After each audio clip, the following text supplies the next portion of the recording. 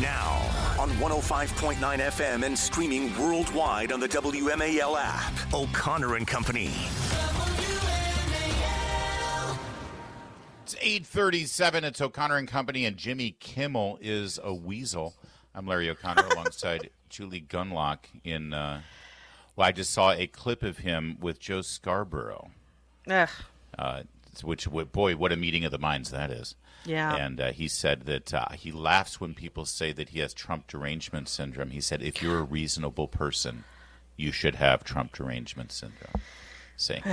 What a bore. That's kind of a weasel thing to say. Joining us right now is Nile Gardiner. He is no weasel. He's a stud.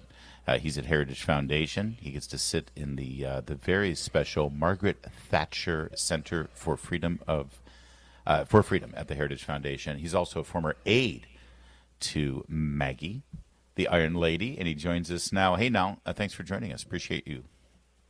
It's great to be here, Larry. Many thanks for having me on the show today. So we likened Keir Starmer earlier today, the Prime Minister of the United Kingdom, to Claude Rains in Casablanca when he discovered that he was shocked that gambling was going on there as he collected his winning, because he is now appears to be shocked at the open borders in the United Kingdom and the immigration policies, and he appears to want to do something about it. Where is this newfound concern about immigration policies in England? Yeah, that's a very good point, Larry. And I do think that Keir Starmer is a complete fake on this issue. He, of course, has been shocked by the result of local government elections last week, which showed sweeping gains for the Reform political party headed by Nigel Farage. And Reform has pushed for very tight immigration controls and is fighting against mass migration. And so Starmer really is trying to save his own political skin here by introducing, in my view, quite sort of moderate measures to cut down mass migration after years and years of trying to thwart efforts by the previous Conservative government to cut down on migration. So I think Starmer, like most socialists, a massive hypocrite here. Yeah. And he's trying to reverse the political momentum in the UK, which is moving towards the right. If you look at the combined vote of the Reform Party with the Conservatives, it's around 50%. In contrast, the Socialists are on around 20 to 25% of the vote. So the Socialists are in real trouble, and this is why they're putting forward a series of I think fairly weak proposals, basically to cut down on mass migration. They won't be effective. And I think that, Starmer, of course, is just going through the motions here with regard to pledging to cut down on migration into the UK. Yeah, it does seem almost similar to what American Democrats do, which is create a problem and then sort of rush in and try to solve the problem after the disaster has happened. But it's kind of interesting also that I'd love your thoughts on this new trade deal that is going to give American companies access to these UK markets. This was a new trade deal that was just signed on the 8th between the US and the UK. Are you feeling, it seems like this is a great deal for America. What are your thoughts? Yeah, I'm very positive about the deal. It's really a framework for a comprehensive trade deal between the US and the UK. So it would be between the world's largest and sixth largest economies, and there's a huge amount of trade investment between the United States and the United Kingdom already. But this will create further jobs, further investment. It will strengthen that trade relationship. I think it's a big win for the American people, but also it's great news for Brexit Britain. And this deal is made possible because of Brexit, because the British people decided to leave the European Union back in 2016. And so this makes a deal possible between the US and the UK, whereas, no country within the European Union can negotiate their own trade deals. with the United States. So the UK is at a great advantage here. So this is a good deal. I think a win-win for the American people and for the British people. So I think it's a very, very positive move forward.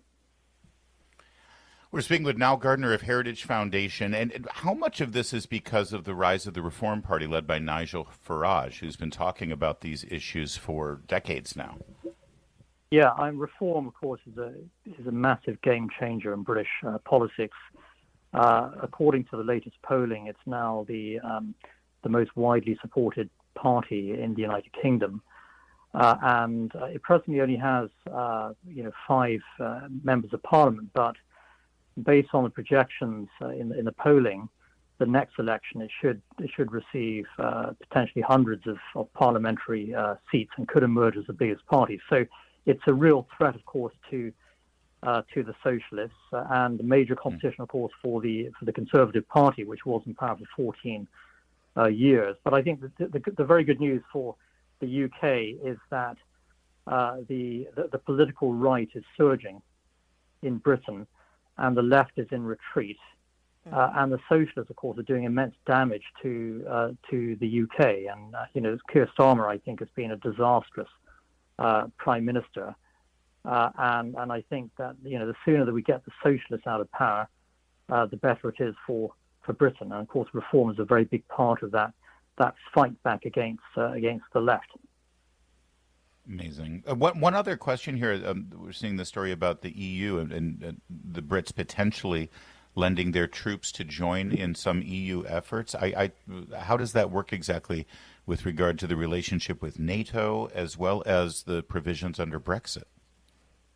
Yeah, that's a great question, and I do think this move here, whereby British troops could serve in EU missions and would be part of the EU's common security and defence policy. I mean, I think this is absolutely insane. The British people voted to leave the European Union, yet Keir Starmer's government is trying to force Britain back into closer alignment with the EU. And the EU is a monument to big government socialist style bureaucracy. And this idea of the UK moving back into convergence with the European Union is absolutely poisonous.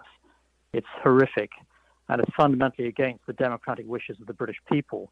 And also this move on the military front would really fundamentally undermine the NATO alliance, actually.